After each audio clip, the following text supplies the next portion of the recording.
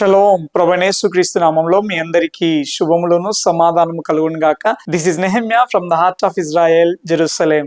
Israeli government యుద్ధానికి సిద్ధమవుతా ఉంది. ఏ క్షణమైనా గానీ ఏ పరిస్థితికైనా సిద్ధముగా ఉండాలి అనేసి ఇజ్రాయెల్ డిఫెన్స్ మినిస్టర్ సైన్యానికి తెలియజేయడం జరిగింది. సీజ్ ఫైర్ డీల్ జరిగింది కదా, హమాస్ వాళ్ళు కూడా ప్రతి వారము బందీలను విడుదల చేస్తూ ఉన్నారు కదా, సడన్ గా ఈ యుద్ధం ఏంటి అని మీరు అనుకోవచ్చు. యుద్ధం జరిగే అవకాశమే ఎక్కువగా ఉన్నది అని ఎందుకు చెబుతూ ఉన్నాను అనంటే, సడన్ గా హమాస్ సీజ్ ఫైర్ డీల్ ను రద్దు చేయడం జరిగింది. ఎందుకు హమాస్ ఈ యొక్క సీజ్ ఫైర్ డీల్ ను రద్దు చేసింది అని ఆలోచించినట్లయితే వారు చెబుతున్న కారణం ఏంటి అనంటే చాలా సిల్లీ రీజన్స్. ఏంటి అనంటే, ఇజ్రాయేలీ గవర్నమెంట్ ఈ యొక్క డీల్ ప్రకారము, జరిగిన ఈ యొక్క అగ్రిమెంట్ ప్రకారము గాజాలోకి ఫుడ్ ట్రక్స్ ని సరిగ్గా పంపించట్లేదు, ఆహారాన్ని తీసుకుని వచ్చే ట్రక్స్ ని సరిగ్గా పంపించట్లేదు. అంతేకాదు గాజా వాసులు టెంపరీగా నివాసం ఉండడానికి టెంట్స్ ని కూడా పంపించట్లేదు అని ఈ కారణాలను చూపుతూ ఈ యొక్క సీజ్ ఫైర్ ని రద్దు చేయడం జరిగింది. చాలా వరకు ఇంటర్నేషనల్ మీడియా కూడా ఈ యొక్క హమాస్ చెప్పిన మాటలనే వారు ఎక్కువగా ఎత్తి చూపిస్తూ ఇజ్రాయెల్ ను బ్లేమ్ చేసే కార్యక్రమాన్ని వారు చేపడుతూ ఉన్నారు. నిజానికి ప్రతిరోజు 600 ఫుడ్ ట్రక్స్ ని ఇజ్రాయెల్ గవర్నమెంట్ గాజాలోకి అనుమతిస్తుంది. ఇప్పటికే కొన్ని వేల టెంట్లు ఈ యొక్క గాజాకు చేరుకోవడం జరిగింది. హమాస్ చెప్పే కారణాలను పక్కన పెట్టేసి అసలైన కారణాలు గనక మనం విశ్లేషించినట్లయితే, మొట్టమొదటిగా హమాస్ ఎందుకు ఈ డీల్ ను రద్దు చేయడానికి పూనుకున్నది అనంటే, మొట్టమొదటిగా ట్రంప్ గారు గాజా పట్ల కలిగి ఉన్న ప్రణాళిక. గాజా వాసులను ఈజిప్ట్ కు మరియు జోర్దాన్ కు పంపించేసి గాజాను కంప్లీట్ గా క్లీన్ చేసి అందంగా దానిని పునరుద్ధరించి మరలా గాజా వాసులకు అప్పచెప్పాలి అనేది ట్రంప్ గారి ప్లాన్. దీనిని ఈ యొక్క తీవ్రవాద సంస్థలు కావచ్చు, చుట్టూ ఉన్న అరబ్ దేశాలు కావచ్చు, ఎందుకు తీవ్రంగా వ్యతిరేకిస్తూ ఉన్నారు అనంటే, మొట్టమొదటిగా వీరు గాజా వాసులు బాగుపడాలి అనేది వీరి ప్రధాన ధ్యేయం కాదు, లేదా గాజా వాసుల కొరకు ఒక సపరేట్ దేశాన్ని మనం నిర్మించుకోవాలి అనేది వారి ప్రధాన ధ్యేయం కానే కాదు. వీరి ప్రధాన ధ్యేయం ఏంటి అని అంటే, ఇజ్రాయెల్ దేశం భూమి మీద ఉండకూడదు. ఇప్పటి వరకు గాజా అనే ఒక ప్రాంతం ఉన్నది కాబట్టి, అక్కడ పబ్లిక్ ఉన్నారు కాబట్టి, వారిని అందరిని రెచ్చగొడుతూ వారి మధ్యలో ఉంటూ ఈ యొక్క ఇజ్రాయెల్ దేశానికి వ్యతిరేకంగా తీవ్రవాద చర్యలను వారు రచిస్తూ వచ్చారు. ఒకవేళ ఈ యొక్క గాజా వాసులు ఈజిప్ట్ గాని జోర్దాన్ గాని వెళ్ళినట్లయితే, ఈ యొక్క తీవ్రవాద సంస్థలు వారి రాజకీయ లబ్ధి కోసము, అలాగే వారి యొక్క మతపరమైన విధానాల కోసము వారు చేయాలనుకున్న పనులు ఇంకా చేయలేరు. సో వీళ్ళు చేయాలనుకున్న కుట్రలు చేయాలి అని అంటే గాజా అలాగే ఉండాలి. రెండో కారణాన్ని మనం గమనించినట్లయితే, ఇక్కడ ఉన్న యూదులు, ఇశ్రాయేలీలు వాళ్ళు ఏమనుకుంటూ ఉన్నారు అనంటే, హమాస్ చేతిలో బందీలుగా ఉన్న మిగతా వారు అసలు బ్రతికే ఉన్నారా అని ప్రశ్నిస్తూ ఉన్నారు. ఎందుకు అనంటే, గత శనివారం 3 బందీలు విడుదలయ్యారు కదా, ఆ బందీలు ఎంత భయంకరంగా శవంలాగా మారిపోయారు. సో మిగతా వారు కూడా ఇంకా భయంకరమైన స్థితిలో ఉండొచ్చు, వారు బ్రతికి ఉండకపోవచ్చు. ఈ విషయాన్ని దాచిపెట్టడానికే హమాస్ ఈ యొక్క నాటకం ఆడుతా ఉంది అని ఇక్కడ చాలా మంది అనుకుంటూ ఉన్నారు. మూడో కారణాన్ని గమనించినట్లయితే, ఇక్కడ ఇజ్రాయెల్ దేశంలో వెస్ట్ బ్యాంక్ అన్న ఏరియా ఒకటి ఉంది.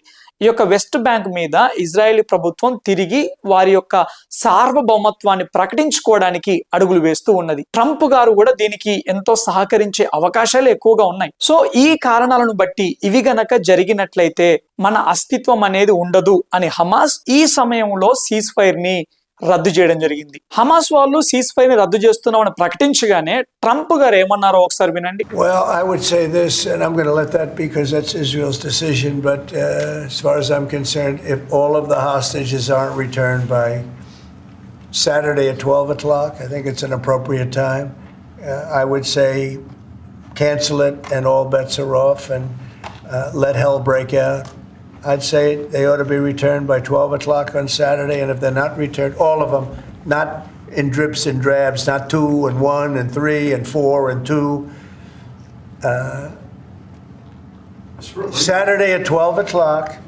Let the hell break out. వాళ్ళు గనక ఈ శనివారము 12 గంటల లోపు మిగతా బందీలను అందరినీ, ప్రతి వారం వీళ్ళు ఏం చేస్తా ఉంటున్నారు అని అంటే, ప్రతి శనివారము 2, 3, 1 అలా విడుదల చేస్తూ వస్తూ ఉన్నారు. శనివారమే ఎందుకు చేస్తూ ఉన్నారు అని అంటే దానికి వేరే కారణం ఉంది. శనివారం అనేది ఇక్కడ ఇజ్రాయెల్లో షబ్బాత్ దినం కాబట్టి ఎంతో పవిత్రంగా, ఎంతో నిష్ఠతో వీరు ఆచరిస్తూ ఉంటారు. అయితే ఆ పవిత్రమైన నిష్ఠతో కూడిన షబ్బాత్ దినాన్ని ఎంతో కొంత అపవిత్రపరచాలి, ఎంతో కొంత డిస్టర్బెన్స్ క్రియేట్ చేయాలి అన్న ఉద్దేశంతో ఈ యొక్క బందీలను కేవలం శనివారం రోజే ఈ యొక్క హమాస్ వాళ్ళు విడుదల చేస్తూ ఉన్నారు. అయితే ఇప్పుడు ట్రంప్ ఏమని వార్నింగ్ ఇస్తూ ఉన్నాడు అని అంటే, 2, 3 విడుదల చేయడం కాదు, ఇంకా ఎంతమంది అయితే ఉన్నారో వారిని అందరినీ ఒకేసారి ఈ శనివారము 12 గంటల లోపు మీరు విడుదల చేయలేదా, ఇక అటు తర్వాత నరక ద్వారాలు తెరవబడతాయి అని వార్నింగ్ ఇవ్వడం జరిగింది. ఇంటర్నేషనల్ పాలిటిక్స్ కూడా గమనించినట్లయితే ఒకవైపు ఇరాన్, అటు తర్వాత రష్యా, అటు తర్వాత చైనా, వీళ్ళందరూ ఒక జట్టుగా వారు ఏర్పడే అవకాశమే ఎక్కువగా ఉన్నది. హమాస్ శనివారం రోజు 12 గంటల లోపు బందీలందరినీ విడుదల చేయకపోతే అటు తర్వాత పరిస్థితులు ఎలా ఉంటాయో మనము చెప్పలేము. కాకపోతే తీవ్రంగా ఉండే అవకాశాలే ఎక్కువగా ఉన్నాయి. దయచేసి ఈ మాటను జాగ్రత్తగా వినండి. నిర్గమకాండంలో మనం గమనించినట్లయితే ఈ యొక్క మోషే ఇశ్రాయేలీయులను విడిపించడానికి ఫరో దగ్గరికి వెళ్ళి మాట్లాడినప్పుడు ఫరో ఏం చేశాడు? వారి శ్రమను, వారి కష్టాన్ని ఇంకా తీవ్రం చేశాడు, ఇంకా భయంకరంగా టార్చర్ చేయడం ప్రారంభించాడు. ఇశ్రాయేలీలు మనల్ని విడిపించడానికి దేవుడు నాయకుడిని పంపించాడు, మన విడుదల, మన రక్షణ సమీపముగా ఉన్నది అని వారు సంతోషిస్తే తద్వారా వెంటనే జరిగిన కార్యం ఏంటి? వారి శ్రమ భయంకరంగా అధికమైపోయింది. ఆ కాలంలో వారి రక్షణకు ముందు, వారి విడుదలకు ముందు వారి శ్రమ అధికమైనట్టుగా ఇప్పుడు కూడా ప్రపంచవ్యాప్తంగా ఇజ్రాయేలీల మీద శ్రమ భయంకరంగా అధికమవుతుంది. ప్రపంచవ్యాప్తంగా అనేకులు యూదులను ఏ కారణం లేకుండా టార్గెట్ చేస్తూ ఉంటున్నారు. ఒకప్పుడు క్రీస్తు కొరకు మండింపబడిన ఇంగ్లాండ్ దేశంలో కూడా యూదులకు రక్షణ లేకుండా పోయింది. ఫ్రాన్స్ దేశంలో కూడా అదే పరిస్థితి. ఎందుకు యూదుల మీద ఇంత తీవ్ర వ్యతిరేకత అనంటే ఒకే ఒక కారణం, వారు యూదులు కాబట్టి, దేవుని చేత ఏర్పరచబడ్డారు కాబట్టి, ఇంకంతే, ఇంకా వేరే కారణం ఏమీ లేదు.